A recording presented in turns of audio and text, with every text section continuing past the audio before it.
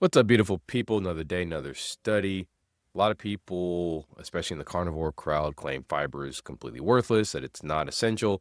Well, just because something is not essential, meaning it's not necessary for life, doesn't mean that it's not beneficial. Metabolic syndrome is something that affects nearly 33% of US adults. It's a cluster characterized by abdominal obesity, hypertension, abnormal blood glucose, abnormal lipids. And we know that having metabolic syndrome increases risk of all-cause mortality by about 24% and a 44% increased risk of heart disease mortality. We know that fiber intake is associated with benefits in cardiometabolic health, improved blood lipids, blood pressure, blood glucose, and body weight. 95% of Americans do not get enough fiber. The average intake is around 15 grams a day, well below the 25 grams that's recommended for women and 38 grams is recommended for men. So this study was looking at fiber intake over time and then looking at all-cause mortality and cardiovascular mortality. There was about 11,000 participants with metabolic syndrome, and they were followed up for an average of 8.5 years. The maximum was around 18 years. And in the fully adjusted model, each 5-gram increase in fiber intake was associated with a 7% lower risk of all-cause mortality and a 10% lower risk of cardiovascular mortality.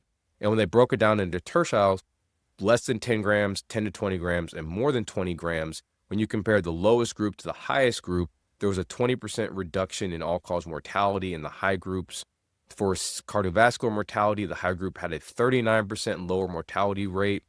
So this number, and you can't directly compare the two because differences in study design and so forth, but that's higher than or comparable to what you see with some medications for cardiovascular risk reduction like statins.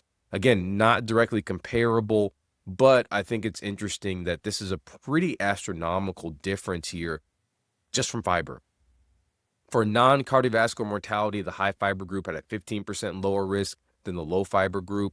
There was a plateau effect around 22 grams of fiber per day in the study population. However, this should be interpreted cautiously as only 5% of the population achieved fiber intake of 25 to 30 grams per day. So most people were eating very low amounts of fiber, which is consistent with the overall American population as a whole. And these findings are in line with numerous other studies. In fact, we covered this before. A recent meta-analysis of 64 prospective studies showed a 10% reduction in all-cause mortality for a 10-gram a day increase in fiber.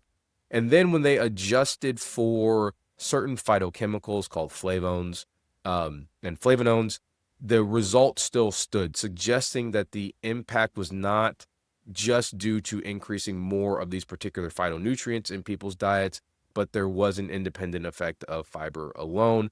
All in all, the total body of evidence suggests that for improving cardiovascular health, improving metabolic health, increasing fiber intake from the average that an American is getting up to the recommended amounts can have significant benefit for our health.